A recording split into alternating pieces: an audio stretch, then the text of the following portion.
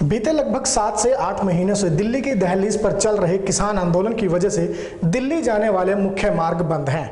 ऐसे में अब इन मार्गों के बंद होने के कारण व्यापारियों को बड़े नुकसान का सामना करना पड़ रहा है, जिसके चलते अब व्यापारियों ने एकजुट होकर यह मांग उठाई है कि सरकार दिल्ली जाने वाले मुख्य राजमार्ग का रास्ता खुलवाए ताकि व्यापारी अपना व्यापार सही तरीके से चला सकें।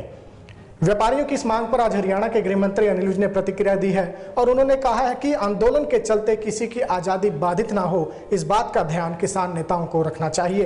क्या कहना है विज का किसानों से, सुनवाते हैं आपको। किसानों को इस बात को समझना चाहिए, आंदोलन अपनी जगह है, पर आंदोलन से दूसरे आदमी को तकलीफ ना हो, उनकी आज़ादी बाधित ना हो, ये भी हर प्रजातांत्रिक आंदोलन का आधारभूत जो है प्रिंसिपल होता है। किसान आंदोलन के समर्थन में बीते रोज चरखी दादरी में एक सर्वखापीय महापंचायत हुई है, जिसमें एक कमेटी का गठन किया गया है। जो कमेटी ये रणनीति तैयार करेगी कि जिलों में किस तरह से भाजपा और जजपा का विरोध किया जाए और नेताओं की एंट्री पर बैन किस तरह से लगाया जाए। अनिल विज से हमने ये सवाल भी पूछा तो विज ने कहा है कि ये लोकतांत्रिक अधिकार है कि किसी भी व्यक्ति को कहीं भी आने जाने की आजादी है। दिल्ली में सर्व खापीय महापंचायत हुई है और उसको लेकर भाजपा जजपा नेताओं के प्रवेश को रोक लगाने की रणनीति बनाई गई है। नहीं, ये गलत है।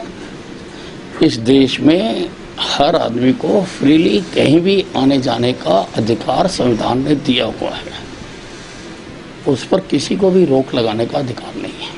सदन का मानसून सत्र इन दिनों काफी हंगामेदार चल रहा है। विपक्ष जहां सरकार को घेरने में जुटा हुआ है, वहीं बीते रोज एक ऐसी घटना संसद में हुई जिसे देखकर कहीं ना कहीं खुद स्पीकर भी भावुक हो गए।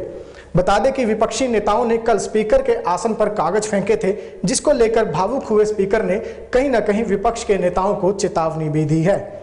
इस मामले पर आज हरियाणा के गृह मंत्री अनिल विज ने विपक्ष को निशाने पर लिया और उन्होंने कहा है कि अलोकतांत्रिक विपक्ष हो हल्ला करना जानता है और विपक्ष मुद्दों पर सवाल की बजाय ध्यान भटकाना चाहता है, शोर मचाना चाहता है। देखिए, जो सदन है वो दो हिस्सों में विभाजित हो गया, लोकतांत्रिक और अलोकतांत्रिक। जो अलोकतांत्रिक सदस्य हैं वो प्रजातंत्र की मूल भावना के अनुसार मुद्दों पर चर्चा करना चाहते हैं, संवाद करना चाहते हैं और उनको हल करना चाहते हैं।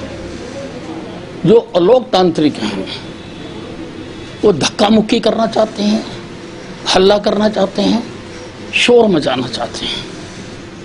अब ये तो देशवासियों को तय करना है कि वो लोकतांत्रिक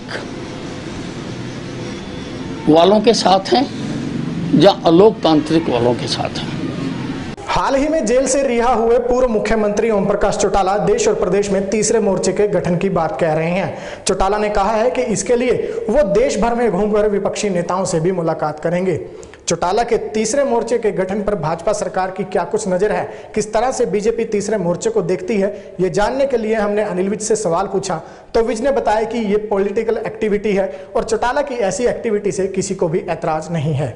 नहीं, हर आदमी को अपनी अपनी पॉलिटिकल एक्टिविटीज करने का, अपने तरीके से करने का अधिकार है, हमें कोई ऐतराज नहीं।